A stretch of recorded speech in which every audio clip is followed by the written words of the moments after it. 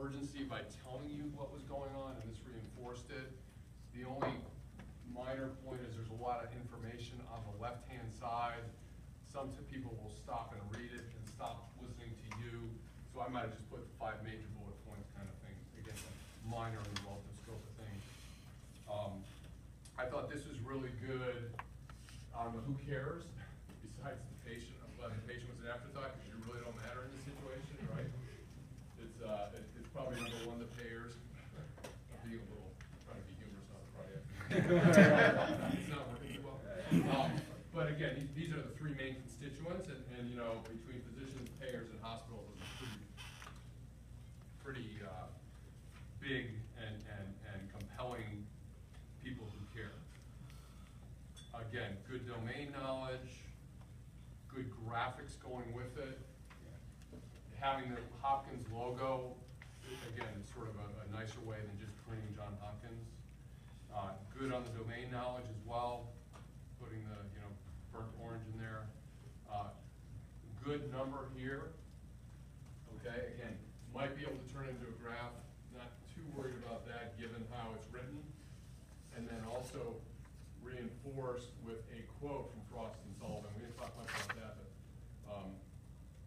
anytime you can have a quote or an example, you do some primary research, you got a quote from a customer, you got an analyst with a compelling quote, that kind of stuff always helps on this kind of thing to reinforce, kind of give qualitative spin to the quantitative data.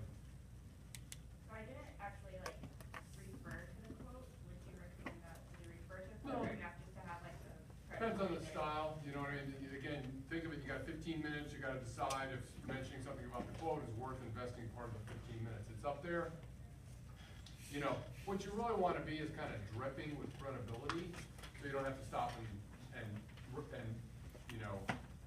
you don't have to say every last thing nor print every last thing. The combination of the two delivered in what seems like a extemporaneous manner proves that there's a lot of evidence behind it. Does that make sense? I like to describe these presentations as, how if you look at a really good athlete in the Olympics or a really good singer performing, they make it look like they're just up there singing spontaneously, or the athlete is just running the race or swimming or doing whatever they're doing. And they make it look so simple, it looks like they just started doing, or just like they just suddenly did it. What you don't see is the 5 or 10 years they spent rehearsing those exact motions, right? Kind of what a good presentation looks like. She came across as though it was almost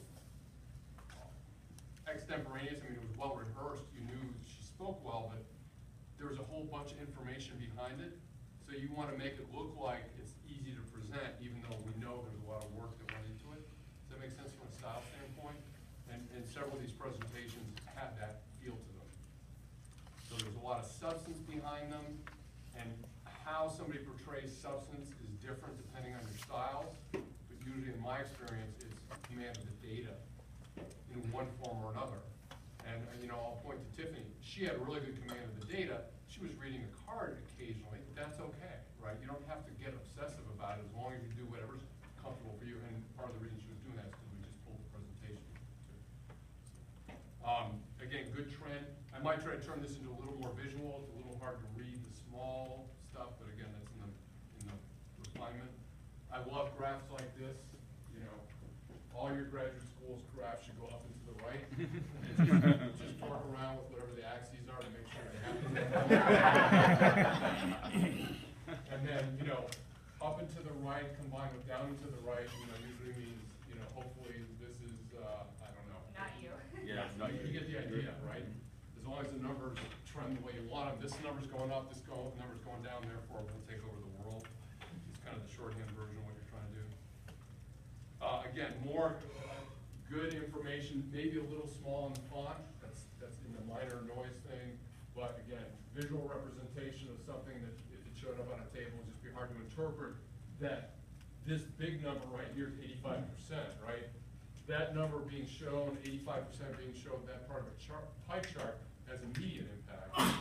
But you show 85% on a chart doesn't mean as much to your brain in presentation format.